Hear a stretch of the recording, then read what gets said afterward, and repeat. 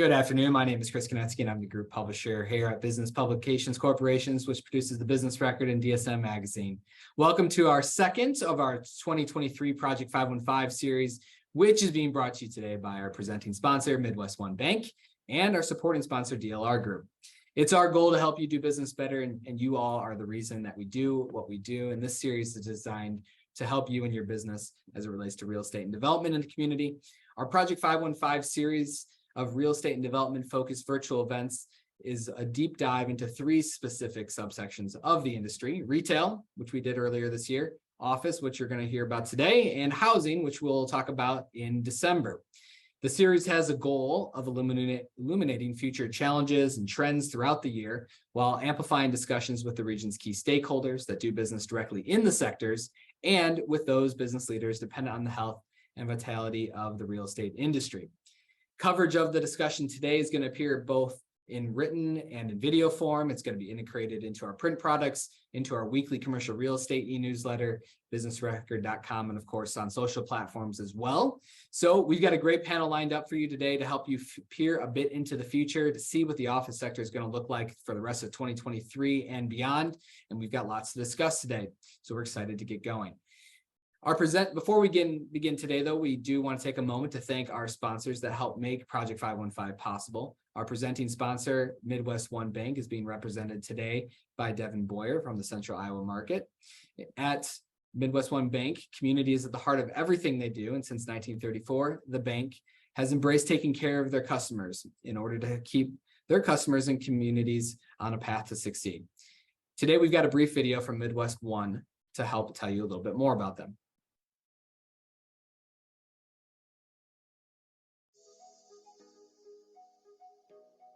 Hello, and welcome to the Project 515 series. I'm Devin Boyer, Central Iowa Market President for Midwest One Bank. We are so honored to be the presenting sponsor of this year's virtual event series focusing on real estate and development. At Midwest One, community is at the heart of everything we do. Since 1934, we have embraced taking care of our customers and those who should be, with our experienced banking teams and proactive approach to generate meaningful impact for our stakeholders. Midwest One Bank is committed to providing solutions and resources that will help you succeed. This commitment is one of the many reasons we are happy to support the Business Record's Project 515 series. On behalf of everyone at Midwest One Bank, thank you for having us, and please enjoy the event.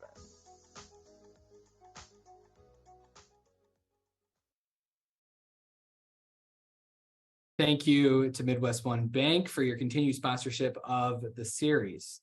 Our supporting sponsor today is DLR Group, who is a returning sponsor, and DLR Group is a leading integrated design firm located in Des Moines with offices around the globe and more than 1,000 design professionals. Their promise is to elevate the human experience through design, and I'm pleased to welcome today Austin Herndon, the project manager and senior associate at DLR Group. Austin, welcome. Thank you, Chris. Again, I'd like to welcome you all today to today's panel discussion. I am Austin Herndon, an architect and project manager here in DLR Group's Des Moines office. It is with great pleasure that I kick off our discussion today on the ever-evolving landscape of the office and the workplace. For those who may not yet be familiar with my firm, DLR Group is an integrated design firm. We specialize in delivering architecture, engineering, interiors, and planning services, from the creation of community-centric new construction to the thoughtful renovation of existing spaces. Our mission at DLR Group is clear: to elevate the human experience through design. Our expertise spans across a diverse spectrum of sectors, including culture and performing arts, hospitality, mixed use and retail, multifamily, and workplace design. Within these domains, our talented team of workplace designers passionately champion the idea that the power of design should shape the environment that not only facilitate work, but also celebrate the individuals who bring these spaces to life. We believe in inspiring lifestyles of limitless thinking, growth, and well-being through our designs. Our firm partners with a broad range of workplace-focused clients, including Boeing, Google, Heinz, and LinkedIn, and more regionally, McCarthy Building Companies, RTG Medical, and Wells Fargo. The past few years have ushered in a seismic shift in our understanding of the office and the concept of the workplace. The rise of remote work, a renewed focus on holistic employee well-being, and the blending of work and life priorities have all disrupted the traditional notions of what an office should be. In essence, the future of the workplace is no longer a distant vision. It's here and it's constantly evolving. At DLR Group, we've embraced this shift, and we believe that there is no one-size-fits-all formula for the modern workplace. It's our responsibility as designers to tune into the heartbeat of each organization, to understand their objectives, and to harmonize our designs with their culture. It's about creating spaces that truly mesh with the people who inhabit them. However, we have seen a movement towards more purposeful design and amenity-rich and wellness-focused offerings. In a time where employees have so many options of where to work, the workplace may need to transform into a true destination that engages employees and promotes their best work while meeting the needs that compete with work from home and other remote working possibilities. As we gather here today, I eagerly anticipate the insights and perspectives our panel will share regarding the ever-evolving landscape of the office and the workplace. Thank you. Thanks so much, Austin. Appreciate it. And thank you for your sponsorship, and your comments help tee up our conversation today. I'm sure a number of the things that you all are talking about are going to be addressed in some fashion today. So we're going to get started. Here's how today's going to work. In a moment, we're going to introduce our panelists and our moderator, Michael Crum, and we'll ask a few questions to get things going. But you all do have a role to help play today as well in helping shape and guide the discussion. In the chat, if you have questions today that you'd like our panelists to answer, feel free to put them into the chat. We'll be monitoring that throughout the course of the event. You'll also find the program for today in there as well. On the bottom of your screen, you also have an opportunity to use the Q&A spot, which you can use that to submit questions in addition. We won't have the ability to answer every one of the questions in the chat, but we'll do our best to help weave and infuse it in. And your questions always help us see where we should be steering the conversation. We've got a little less than an hour left to go today, and we've got a lot of ground to cover, and I know we're barely going to be able to scratch the surface. Today with us is senior staff writer Michael Crum. He's going to be helping lead the discussion and shape it. So I'll chime in from time to time, but Michael, it's up to you. Go ahead and take it away. Thank you very much, Chris. And as Chris said, you know, most people have returned to the office after working from home during the pandemic. And while that's good news for commercial districts and businesses that rely on those who traditionally have worked downtown and across the metro, there's many questions that still are facing the traditional office space. Occupancy rates still remain above pre-pandemic levels. That raises questions about how companies will use that vacant space in the future. And today we hope to explore some of those strategies that companies may be using to transform space, to create amenities, to draw more employees back to the office, how companies may approach their future space needs. As maybe some of their leases expire and they face those issues, how vacant space is being retrofitted for other uses, and how what's happening today may change the office landscape for years to come. Today joining us are Cody Christensen, the Director of Development Services for the City of Des Moines, Justin Lossner, Senior Managing Director for JLL, Mike Macri, Associate Professor of Practice, Real Estate Development, Community and Regional Planning at Iowa State University, Cari Trilk, Vice President of Design Services at Pigott, and Alec Wilcox, a broker with Cushman Wakefield. As we move forward, I'd like to really just offer up one question to get us all started today, and we'll kind of go around the horn here. Justin, we'll have you go first today. So what's one word you would use to describe today's commercial real estate office sector, and why? I'm going to cheat. I didn't know you were going to start with me, so I appreciate that. I'm going to use two words. Cascading recovery is something that I've seen kind of pop up a lot. And it probably applies more as a US focus as opposed to a Des Moines focus. So one of the things that I'll kind of key on is I think we're at various states of recovery throughout the US. And if you pick that apart a little further, larger cities are having a harder time recovering than smaller cities. So what we focus on here in Des Moines, I think, is much more positive, and the challenges are less than some of the stuff that we'll dig into across the larger markets. And Alec, let's have you answer that question. What's one word you would use to describe the current real estate office sector and why? Say flexible for a couple reasons. First of all, if you look at our market statistics, and I know we're going to get into this, the vacancy rate is higher, but a lot of that vacancy is consisting of large blocks of space. A lot of the market activity is among those smaller users. So you're seeing landlords that have those larger blocks of space be more flexible in subdividing a space to accommodate those smaller users.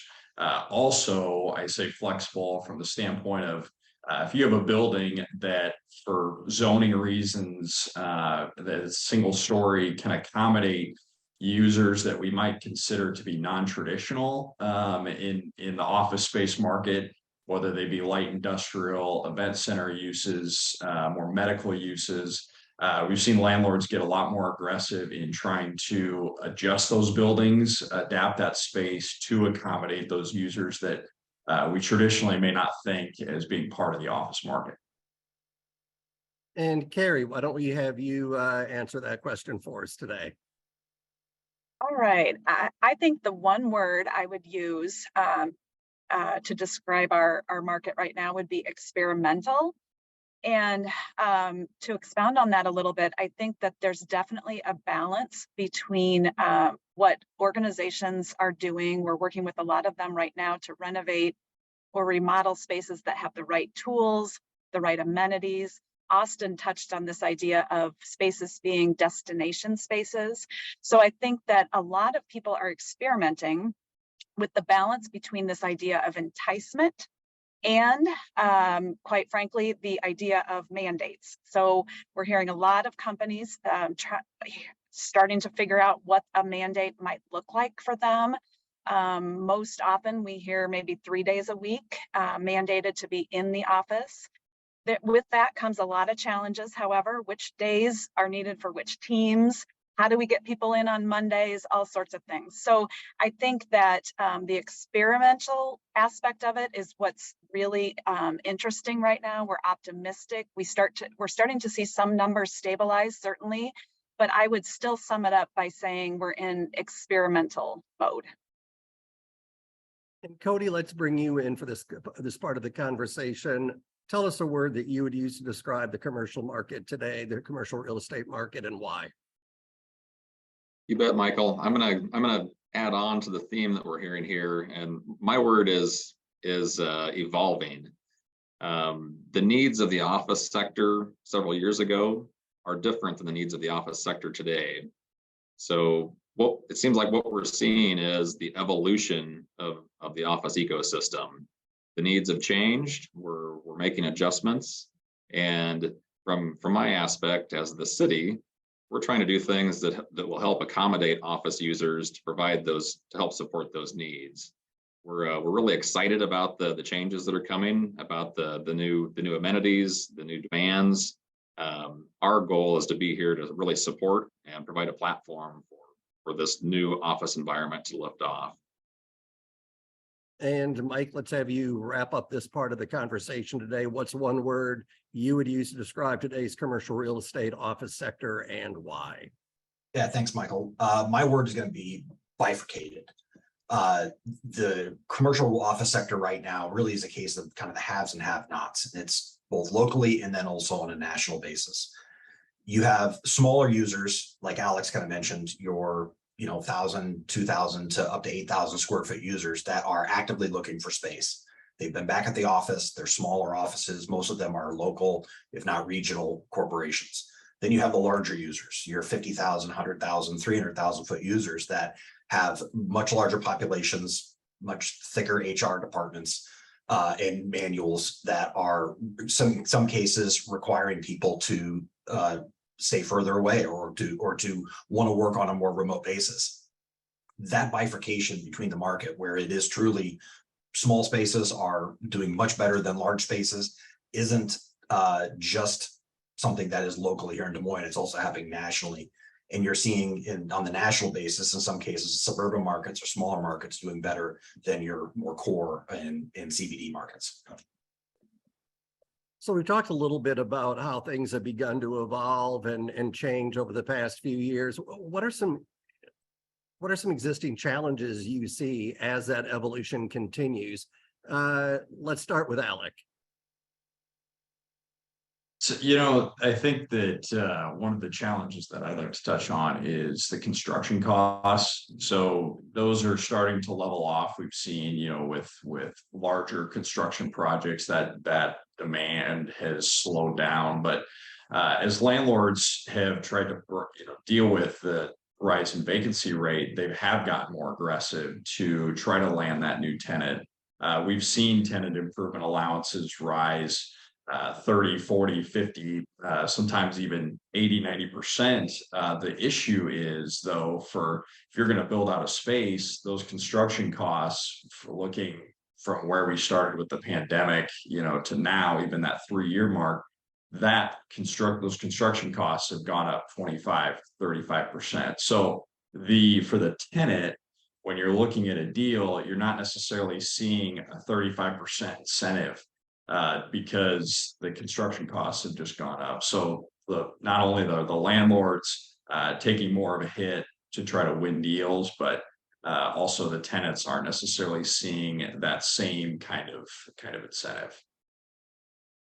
And Justin, what are some challenges you see not only for the next few months, but maybe the next year or two? Yeah, I'll take that question, maybe a different path. So I agree with everything that was just said as far as construction costs and the interest rates and how landlords can structure deals. That's certainly challenging. But I think one thing we keep hearing about is this idea of conversion of product. And it's true. I mean, there's something behind it. I saw an interesting stat that between the year 2000 and 2019, there was something like 6.6 million square feet of total U.S. conversions. So it's office building, it either got demoed or converted to multifamily hotel, whatever. This is crazy, but in 21 to 22, we saw a record amount of conversions to the tune of 14.9 million square feet. So just a massive amount of change that's happening in the market, partially because leases have rolled, people have terminated, larger companies specifically, and we're seeing this in our own market, have vacated space. So there's the opportunistic side of it that is already playing out. But I'll tell you, part of the challenge of that is you've got to have the right floor plate if you're going to convert something. There are some really beautiful buildings, even in this market, that you'd love to see someone come in and create flashy condos or multifamily or highly amenitized products. But if your core of the structure sits in the wrong spot with the wrong type of egress or access, if you will, it could make it really difficult to convert that type of product. So there isn't this silver bullet solution to the major challenge that I see is how do you solve this traditional office vacancy. I think the stats that I just mentioned are positive. It proves that people are figuring it out, but it may not be as easy as everyone hopes. Justin, is it more housing related where where that's happening, or is it retail too? Yeah, office to multi specifically. I mean, you get into situations where we've had a lot of conversations on projects that we list where a developer comes in and asks for the footprint or the floor plate of the space. And obviously, if you're sitting in your house, you like natural light, you want 2 or 3 bedrooms with, a view to the outdoors. But if based on the floor plate, you can't do that. If you've got, a nice master bedroom on the front and then 2, I'm not a multifamily guy, but there's a word for having a unit off of the glass. But I think the bottom line is it's not optimal. And so that floor plate really dictates the ability to convert a product. There are really good examples of opportunities downtown in our market that I think confidently we will see convert to some level from office to multi, but it's not going to be all of them. It's not every opportunity. If Cody, has anybody actually go done ahead, it? Chris. Has anybody actually done it yet in Des Moines? Oh yeah. I mean, we went through that cycle, right? 20 some odd years ago. If you looked at all the historic product downtown, one of the first buildings I was lucky to be a part of was the Rumley conversion. Right. Heck, Mike and I walked through that thing together a long time ago. He has more hair than I'm dating myself, but you look at that as this huge old storage thing, and now it's like one of these really cool conversions. What we hadn't seen and what we're getting into now is this 1980s vintage product that, doesn't look like a multifamily product from the outside, but very well could on the inside. And so I think that'll be kind of the interesting part of how tax credits are applied, and how you can kind of fuel some of those opportunities that exist downtown. Thanks, Justin. And Cody, let's bring you in. And what challenges do you see from your role with the city as far as commercial real estate space moving forward? Yeah, a lot of the challenges that we hear about right now are in line with the increased construction costs, the interest rates, the lack of availability of skilled trades. It's hard for the contractors to get people on site and mobilized. Also, I guess kind of a good challenge that we have is more of our sites are being built out, so it gets a little tighter downtown to try and build up an open site. That's a good thing. That shows that we've been making good progress. To speak a little bit about the conversions, we have converted about 2 million square feet of office space over the last 2 decades into residential. So I'll kind of turn the page here from the challenges. That has really helped out our downtown office environment because we've diversified the population of downtown. So when a lot of the businesses sent their workers home, it didn't have such an impact on the overall downtown economy. And now as we're seeing more businesses come back, we're also seeing more diversity within the businesses that are occupying our buildings. We had Landis come to town here, and they're an agricultural based corporation. We also had Open Loop Health come in and bring about 400 employees to town. So we really like seeing that diversity. To talk a little bit to Justin's point, a lot of that 2 million square feet of office that has been converted to residential has been the easy ones. You have a multi-story building with a lot of perimeter area that's set up well for dwelling units. You get a lot of natural light. Now, the bigger floor plates that Justin talked about get a little more challenging because you have the core of that building that's not really set up for natural light. In order to do a conversion like that, one of the options would be to carve out a light well in the center and maybe have a really nice amenity in the middle of the building that would be an open courtyard with some recreational facilities. But all of that stuff adds cost and it gets a little more complex. That's where we have our team that's ready to work with those developers that are bringing those sorts of proposals forward. And we really like working with the design teams that bring new concepts to those sites. Mike, I'd like to ask you the question a little bit differently, maybe, but kind of springboarding off of the conversation we've just had. So we've seen a lot of conversion to residential. Do you see that as being a long-term trend? And how viable will that be 5, 10, 15 years down the road to continue? So I'm going to answer this 2 different ways because there was a point that I wanted to bring up as well that is going to kind of piggyback off what Alex and Justin and Cody have all said. But to your point and to Justin's point as well, especially locally, this conversion process started 20 years ago, as Cody pointed out. Des Moines done 2 million square feet of renovations, and a lot of the low-hanging fruit or easy conversions have been done. But like Justin mentioned as well, you get a lot of the newer buildings. They're just functionally not designed to accommodate a multifamily environment. You have window lines are in the right way, cores aren't set up the right way. It was just never set up to be multifamily. Even if you convert to a hotel, there's just not enough dimensions on the interior to make it work without either having a bowling alley or something that is an odd configuration. Now, regarding the question of things that are changing in the office market, and this is one I wanted to address, is more of on a macroeconomic level. Des Moines is a very insurance heavy environment. One of the things, if you deal with portfolio loans, or if you've dealt in the past with trying to get financing through a insurer, a lot of times those loans and the income from those loans are collateralized by insurance companies owning large office blocks in NFL cities or in larger markets around the country, not necessarily always Des Moines, but in large markets.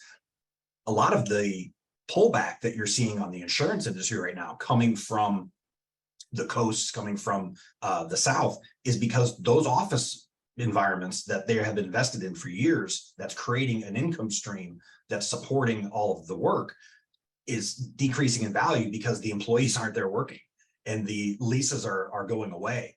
And you're seeing shorter leases, lease rates being adjusted, and those valuations are dropping. If you have valuations dropping on your investment that has been as stable can be for the last 20 or 30 years, and all of a sudden that stabilized investment is now down to tens of 20% on top of increasing draws on capital from storms, hurricanes, you name it, it becomes cheaper to pull out of a market than to stay and try to deal with the asset that you've got. So, you see the upon the periphery, and it's really kind of knife's edge conversations right now where you see what's happening, where insurers, maybe rates are going up 2, 3, 4 times. For those of us that have looked to update property insurance on buildings, you're seeing increases that historically have been pretty stable. If you're in other markets, you're having a hard time finding an insurer. And some of that is tied back to the investment pool that those assets have been in is not performing the way that it has historically. And Cari, I'd like to give you an opportunity to offer your thoughts on this before we move on to the next topic. Yeah, I think I have a little bit of a different perspective on this. We work with a lot of customers and client groups who are really trying to figure out what to do with real estate. And so, we always try to watch what's happening on both of the coasts and some of the trends that we're seeing that tend to make their way into the Midwest somewhat more slowly. And so we're still, I would say we're still feeling like real estate is reasonable here in the Midwest as compared to some of those larger markets or those coasts. And so people, I think, are still trying to figure out what to do with office space, and they're not ready to necessarily downsize right at this moment until they have a better handle on what their organization is going to do in the future and things like that.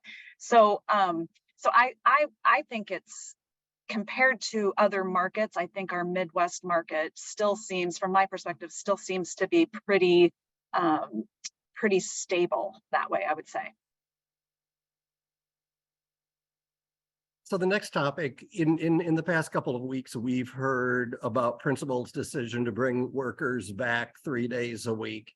And I'm just wondering, and I want this to kind of be rapid fire, I think, a little bit, but I'm kind of wondering what impact you think that will have on the overall environment in the core district. And if that is maybe something that will influence decisions by other companies as they navigate their way forward through this. Justin, what do you think? Yeah, this is where I make all my friends that love to work at home upset. It's positive. It's overwhelmingly positive. I sit here at 801 Grand downtown, and downtown has been slower to react because of the size of the companies. To Mike's point, a lot more complexity in their decision versus the smaller companies that are based out west, which, by the way, have been very, very active in leasing. Our year-to-date leasing volume is up 38% metro-wide. We've done over 775,000 square feet of transactions through the whole metro, both office sales and leasing. So super, super active. A bulk of that activity, to everyone's point, has been smaller companies. These larger companies are finally making the choice to bring people back. And you go on Reddit and there's rabbit holes of people that are, ready to quit and move on and this and that. And I get that. I think flexibility is critical. I've got a family. I've got 3 kids. I like flexibility too. But at the end of the day, culture, collaboration, training, all of those things are just so much easier if you have some level of occupancy. One quick stat, and I know this is rapid fire. I think it's really, really interesting if you look globally at return to office. The US is hovering around 50% on average, and it's not a perfect number, but it's close. If you look at places like Paris and Tokyo, they're already up to 75%. If you look at Asia, some of the leading cities that the US does a ton of business with, they're up 80 to 110% of occupancy, which now means that they are putting more people in the office than they were pre-pandemic. So traditionally, the US has always been this office market where everyone's in 5 days a week, and we're complaining about the amount of vacation time when we compare it to our friends in Europe. Whereas they've gone the opposite. We're actually now slower to evolve in the back to the office climate. I mean, when you have Amazon committing people to 3 days mandatory and they're having staged walkouts, it's just so different than what we're seeing globally. So I think it's overwhelmingly positive. There's 2 local companies that run restaurants here on the 3rd floor of 801. And I can tell you their families and their employees are very happy that they'll see more volume midweek. Fine if people are at home Monday and Friday, but it's good to get people back. So Mike, what kind of influence or impact will principals' return have on other companies as they make their decisions? I think principal's decision coming back is going to, like Justin said, it's going to be phenomenal, especially for downtown, for the core of downtown. I remember seeing an article during the pandemic where there was a concern, and Cody, you might even be able to mention this, where there was a concern about fuel taxes with roadways and decreasing fuel taxes and how it would affect infrastructure spending going forward, because you're going to have people commuting less fuel taxes, which is how most of those infrastructure dollars come from. I think principal coming back is going to be phenomenal. I think it's indicative of what you're going to see in other markets as well. There is quite a bit of correction and quite a bit of updates that are going to happen as people come in, because it is not going to be exactly the same as it was. To Cari's point, they're changing the model of how the office is going to be laid out, and you're changing the environment that they're coming back into. It is not the same environment entering the office per se as maybe it was when you were used to it. So there's going to be some definite changes as people start getting back to it. Alec, what do you think the impact of principal returning workers downtown 3 days a week will be? Just to agree with Justin and Mike, certainly positive. One of the things that I felt as an office broker over the last, or that I've seen, or a new duty, I guess, is just as people are asking, well, what are other companies doing? What are your other clients doing? And we've had, unfortunately, several examples of large downsizes and completely vacating the market, Nationwide, Wells Fargo, some of these larger downsizes. It's nice to see something on the opposite from a large, very well-respected business. And also, so much of this, as Justin and Mike mentioned, has to do with economic development. And people coming back to the office is going to impact, yes, other office users, but retail downtown and the vibrancy downtown. So it'll be overwhelmingly positive.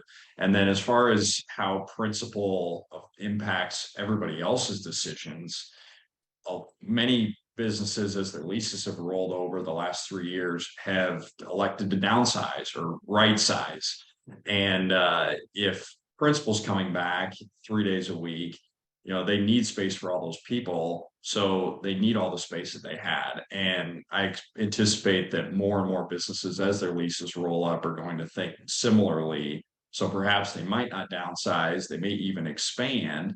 And then we'll be able to eat into that vacancy rate and curb the trend. Cari, I'd like to shift gears a little bit with you. Can you talk a little bit about what Pigott and maybe companies like yours have seen as companies have really gone through this evolution, trying to make decisions on how they can readapt their space, depending on workforce needs or amenity needs? How has that affected? What are you seeing, and how has that affected how your company operates? Yeah, it's definitely a challenge. There are a lot of things that I could probably answer with. One thing that we've been talking about this for years, but we've actually seen it come to light finally, is that there needs to be this really strong connection between HR and IT and facilities, because those 3 things need to be in sync with each other. You can't have a space that's beautiful without having the right organizational norms on, how leaders use those spaces and things like that.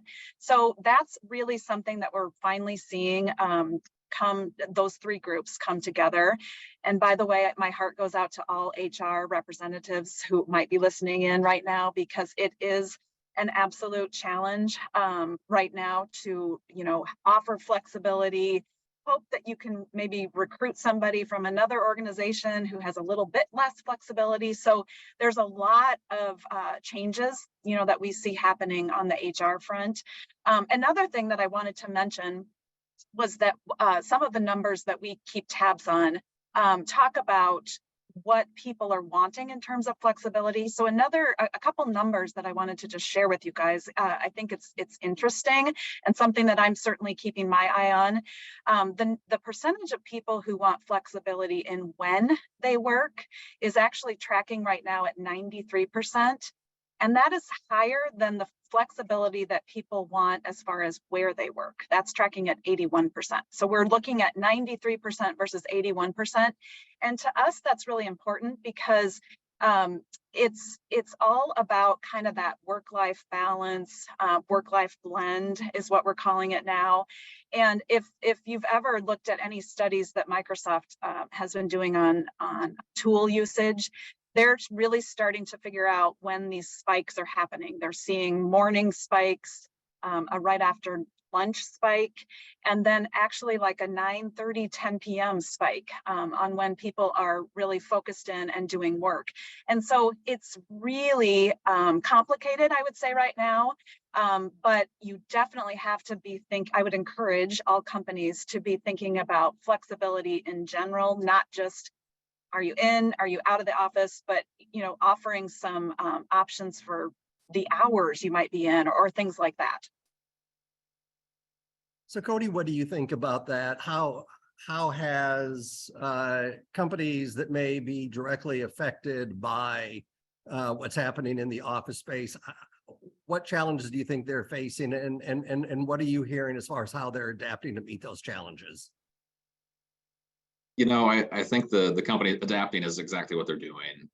I think what a lot of businesses discovered when everybody went home to work is the work still got done, and the productivity didn't take the impact that we used to suspect would happen if we weren't in the office, and so the work kept proceeding. But then we ended up with a challenge in the collaboration side.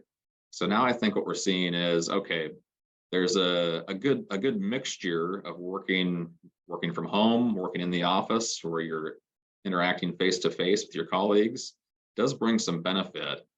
And I think the flexibility in the schedules, the mixture of working from home and working in the office, I think is how companies are reacting to what they've witnessed over the last few years. And I think that's going to continue. It's really, you mentioned the principal coming back. I literally jumped out of my seat and cheered when I read that headline, because I was so excited for the vibrancy that bringing more people downtown will add to our environment. I think we'll see more of that as time goes by. My guess is that initially there's going to be some challenges because, well, one company might still be working remote more than others, so there might be some picking off employees who aren't happy about coming back to the office space. But I think over a matter of time, it will level out, and we'll probably hit a good balance where the productivity remains and the collaboration has peaked again. Hey, Cody, would you mind talking a little bit about property values and just obviously the news like principal can help, I'm sure, provide some confidence back into that equation, but I'm sure property values on office is something you guys as the city have been watching and curious what you see happening in that space. Yeah. Obviously, vacant office space is a worry for property values. If we see an exodus of our central business district where the people aren't there, like I mentioned, the people are what drive the vibrancy. So as we lose people, then there's potential for a decline in assessed property values. But I'm not sure that we're experiencing that. It seems like even though there's a number of office spaces that are on the market right now, we're still seeing interest in those buildings. We're still having proposals come through for new tenants, for new occupants. So I don't think it's as bad as what it was portrayed to be several months ago. I think we're seeing a progression to where we're kind of crawling out of the hole that we thought we were in. And I guess, to be honest, we weren't ever really in it. It was just the fear of where it could go. I think things are heading in a good direction right now. Mike or Justin, Justin from JLL, you guys have stuff across the country. Has this been an issue in other places at this point? Any differences maybe between nationally and here? Massive differences. Yeah, that was kind of my opening, was cascading recovery. Des Moines has been incredibly stable. And I'll tell you, coming out of 2020, 2021, a lot of people just weren't making decisions. Cari kind of touched on this a little bit. They were kind of figuring out, okay, what's our right balance? What's our occupancy strategy? So they were kicking the can 1-2 year renewals. We did more 1-year renewals in 2021 than I think I did in my 18-year career before that.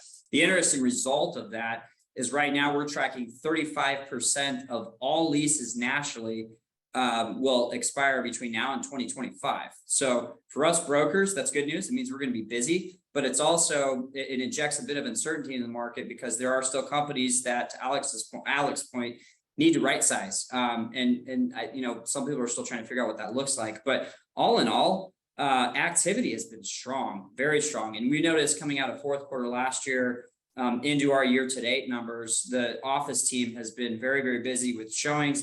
The other interesting thing we're tracking too is larger companies are definitely starting to make decisions. JLL had a stat out there that there's a 10% increase on deals occurring over 100,000 square feet year over year. They're not sales. It's been 1 year since a building has traded hands in Chicago, which is where we're headquarters at. So the capital markets are frozen. That's a whole other topic. But from a leasing perspective, when you start to see those 100,000 square foot deals pop, that's a good sign that companies are starting to get their arms around occupancy strategy and they're making decisions. And even in Des Moines, if you look at Co-op relocating to R&R's building, the Palisade building, Mid-Am downtown pulling the trigger on a relo. Nationwide has seen some really great activity that I think they would tell you they're optimistic about their opportunities of filling that space with actual office users. People are starting to really make decisions here locally.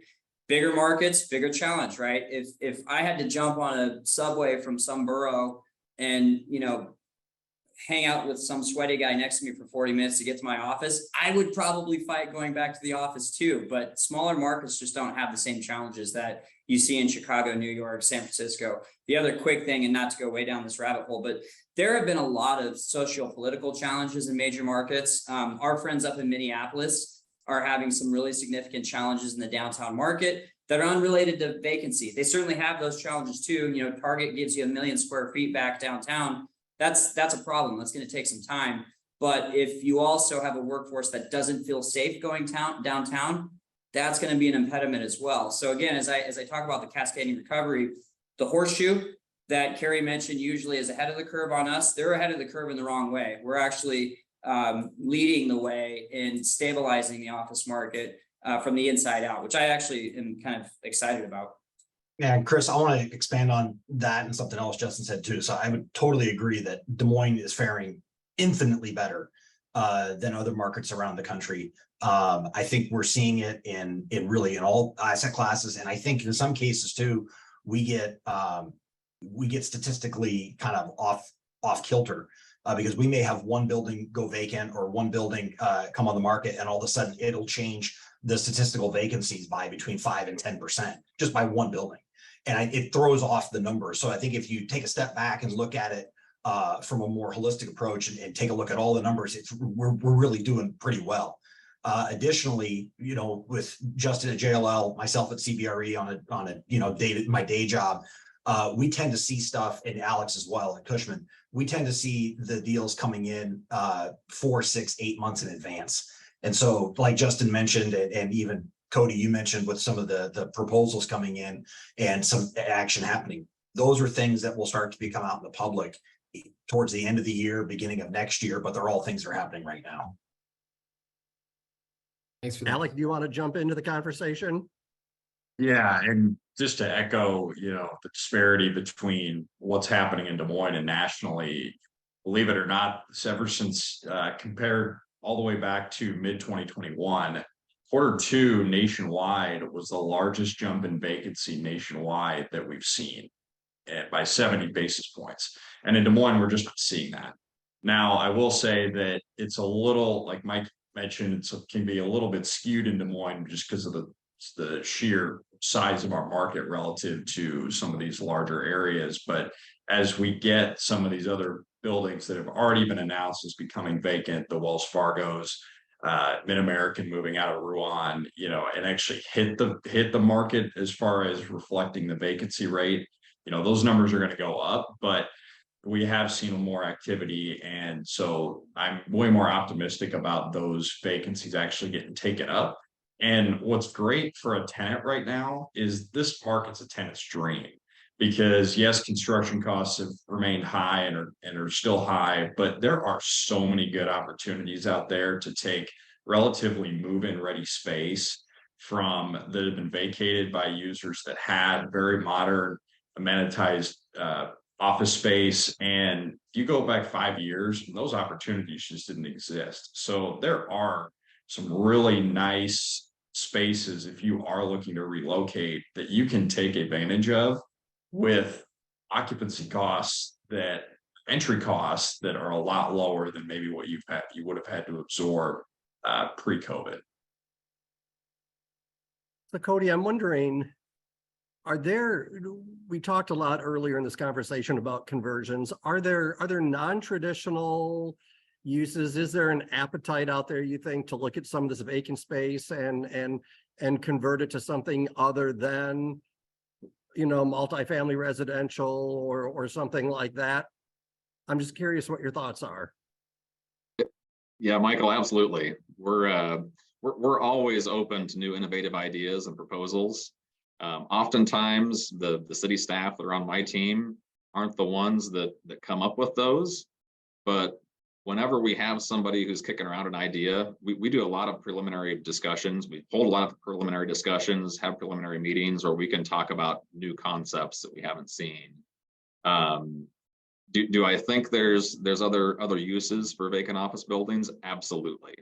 I think we'll see those come up as we pick off the easier ones to convert. But we also see some things, like there's a Jethro's that's going in just down from Iowa Event Center in a former office building. So there's obviously appetite for more restaurants and entertainment types of focus. Ballet Des Moines is renovating a space on Walnut Avenue. We've actually had some buildings that are being converted from other uses to offices. We had some old bars in the East Village that were recently converted to some pretty unique office space. The Carpenter Paper Warehouse on the south side of downtown is going to be coming online here in the next year. That adds about 47,000 square feet of Class A office. Yeah, if there's unique proposals out there, bring them our way. We want to hear about them. And if there's a financial gap, we might even have some financial assistance that we can help provide to close that. Cari, in your dealing with your customers, are you hearing more talk about non-traditional uses or how to use that office space than maybe we've heard before? Absolutely, yes. And just to add to what Cody said, I would say we're doing many more projects than we have done in the past in those somewhat non-traditional office building spaces. So if you think about traditional office building with a dropped ceiling, tall panels, many shades of gray, those types of things are definitely changing. We're seeing many more projects being done in a converted warehouse space or something like that. And it ties back to what I think I touched on earlier. It really needs to be destination. And so having some of that interesting architecture or some of those amenities that are just a little bit outside of the norm compared to what we saw decades ago are really helping to foster that idea of having the workplace be a destination. And we only have a couple of minutes left before we have to begin wrapping things up. But Justin, what about non-traditional uses of space that maybe we haven't seen before? Did you see that as something that will begin happening more often in the future? Yeah, 100%. Really interesting example hit this market a few months ago.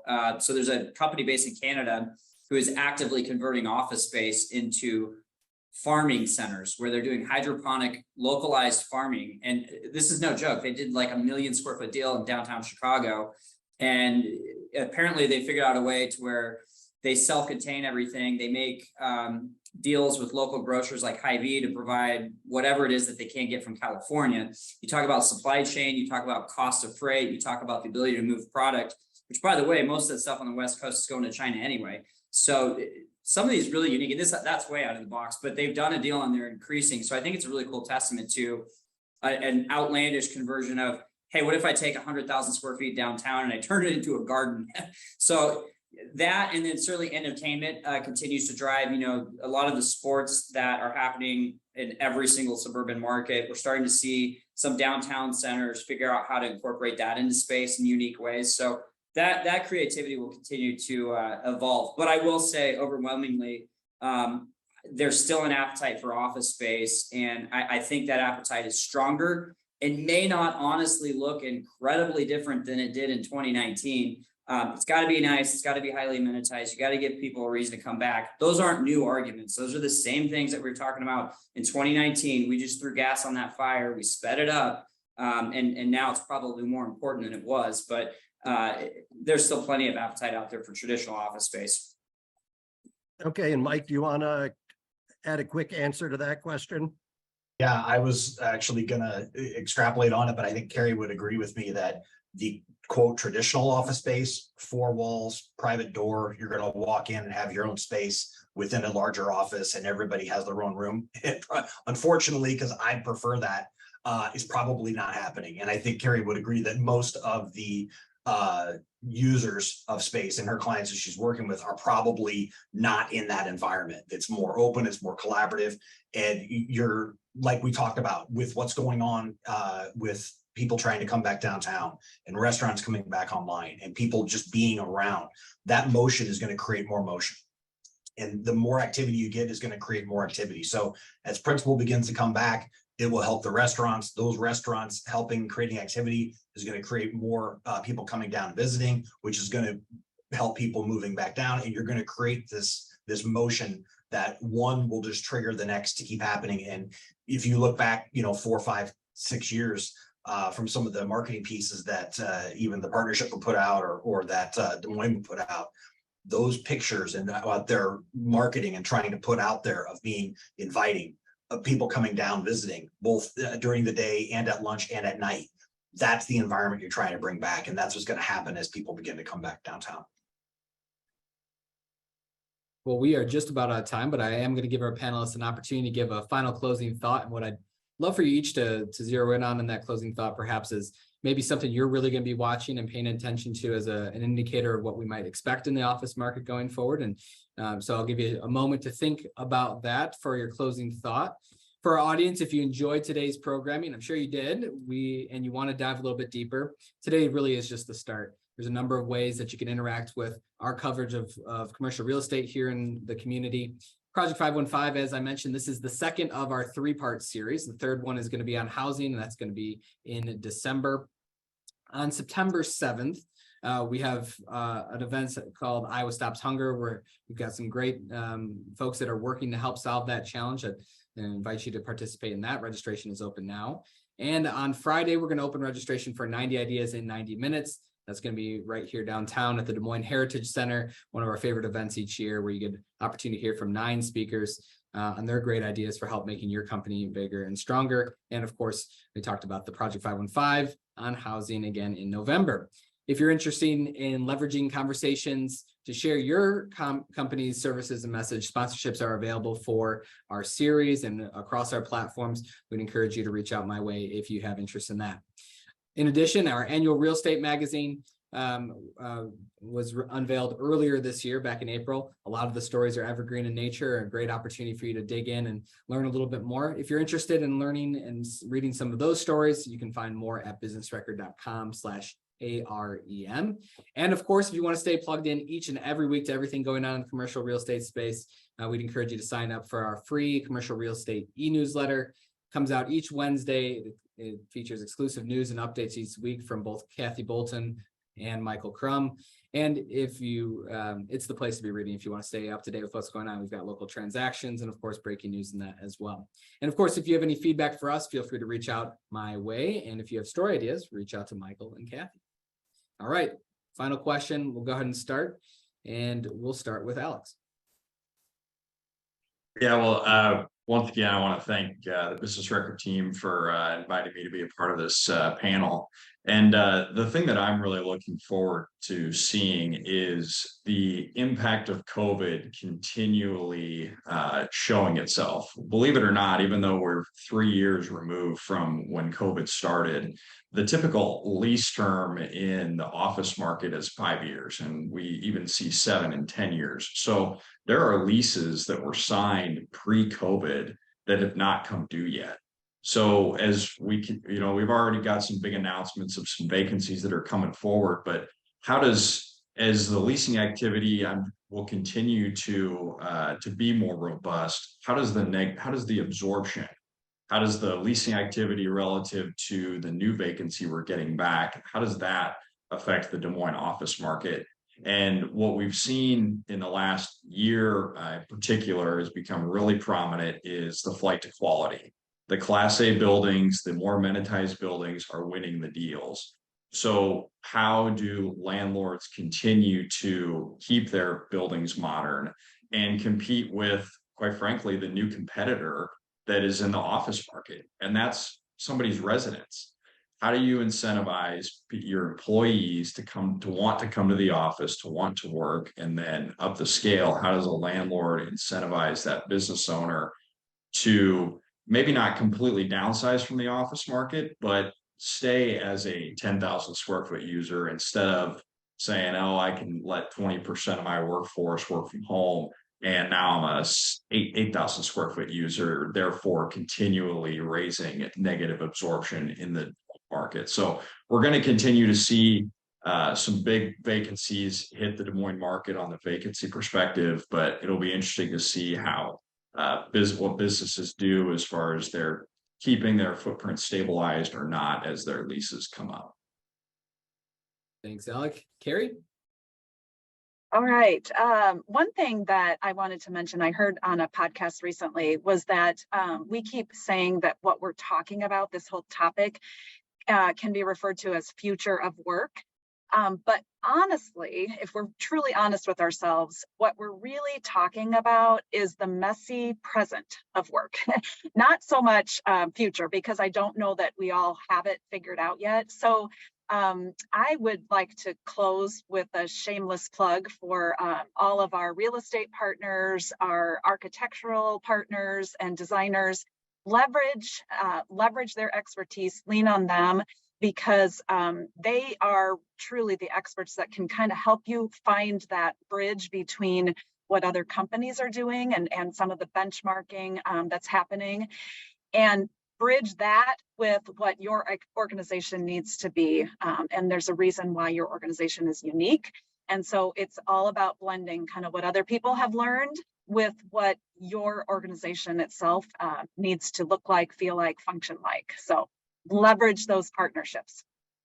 Thanks, Cari. Cody? First, I just want to say that this has been a great experience hearing the perspective of so many people here on the office front. What I'm a firm believer that in every situation there's ample opportunity. And I'm really going to be focused on what sort of opportunities our businesses take out of this transitionary stage that we're in. And I hope that us city government employees play a significant role in helping the business community move forward and take advantage of those opportunities. Really, the city government, property owners, businesses, employees, and the residents, we're all partners in the success of this region. And I'm really looking forward to playing a role in making Des Moines a great place to live, work, and play. We're about the placemaking and making Des Moines more of an experiential place to work. So I'm excited about where things head in the next couple of years, and be playing a role in it as it goes. Thanks, Cody. Mike? Yeah, so I want to thank Business Record. This has been phenomenal. Michael, Chris, I want to thank you too as well for moderating and doing this. This has been great. I appreciate the opportunity to do this. So I want to talk about kind of what I started with is the bifurcation between small and large companies. I don't think that's going away. You're going to have larger spaces that are going to be coming available as larger companies change their model, like Cari mentioned, change their interior design, change how they're using their spaces, change how they're inviting their employees back. You're going to have smaller companies that are going to be head down and keep hitting that wall like they have forever. We're going to be in the office. We're going to be working. Most of them probably known each other for 10 or 15 years.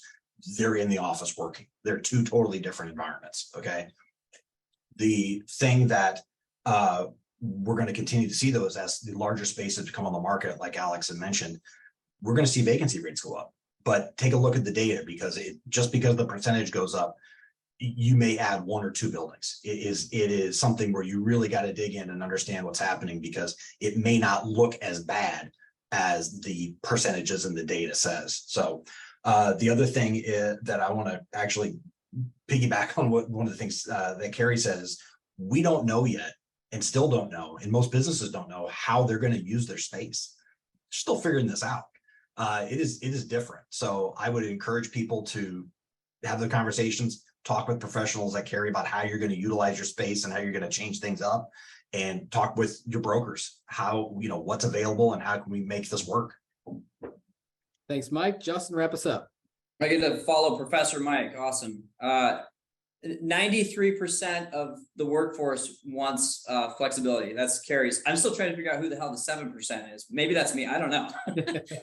The 3 kids at home probably make me the 7%, but no, flex is here to stay. I'm a little bit of contrarian in the fact that I do believe that the HR departments that were referenced, the leadership teams that were referenced, believe that having a company culture, having the ability to train the workforce is important. So not only is flexibility here to stay, but so is the office space. And yes, it needs to be amenitized. Yes, it's got to be nice. Yes, you've got to have a reason to go to the workspace beyond just showing up and sitting in a cube. I agree with all of that. But again, I don't think that we're going to see this dramatic sweeping difference in 2025 versus 2019. That's just my personal opinion. And a lot of that based on the leasing velocity that we've seen shake out over the last year and a half. I think the couple things that we didn't touch on that would be a whole other panel is the impact that AI is going to have on not only our industry, but the entire industry. We're working our way through vacancy that's created because of COVID and the pandemic, but I don't think we've even begun to understand what type of vacancy may and probably will be created due to changes in technology. And then the second piece of that, if you talk to our friends in markets like New York, Chicago, ESG is an incredibly important topic that's here. It hasn't hit, again, to Cari's point, it hasn't quite hit the Midwest yet, but it's coming. And it's something that if you're not educated on, you really need to start focusing on. So overall, very optimistic though on our market. Those big blocks of spaces that everyone's mentioned, to Mike's point, already have activity on them. There's already people that are looking at the quality of that space and really trying to figure out how they could use it in a way that supports their future vision. So overall optimism here at JLL. Thanks, Justin. And you teed up well for our next Power Breakfast at the end of October. We are going to be touching on the topic of AI. So it's a topic, of course, that's affecting a variety of different industries, and we'll definitely be doing that. So, all right. Thank you again for our audience for attending. As a reminder, this series is free and available to the community thanks to our sponsors, Midwest One and DLR Group. If you're not already a member of the Business Record, we'd encourage you to sign up and become a member at businessrecord.com/membership. Also, I want to make sure to give a big thank you to Michael Crum for putting together a great group of panelists. You're going to see more and more of his writing. We're devoting a little bit of his energy and reporting towards real estate and development so that we have both him and Kathy writing on the topic going forward, so that we have additional coverage of a space where we think there's a lot going on, and we know we want to be prepared for talking about all the things that are going to be happening in that community. And of course, a big thank you to our panelists for putting your expertise out there and your forecasting abilities out there for us. We can't put on events like this without your help, so thank you so much for that. And again, Thank you again to our audience for being with us today. We know you could be a lot of places today, although hopefully inside staying nice and cool was a nice refresher. Again, my name is Chris Konetsky. I'm the publisher at Business Publications. We work hard each and every day to help you build and strengthen your business in the community. And so if our staff can ever be of any help in your efforts to build your business, please feel free to reach out my way. Thanks again and have a great afternoon.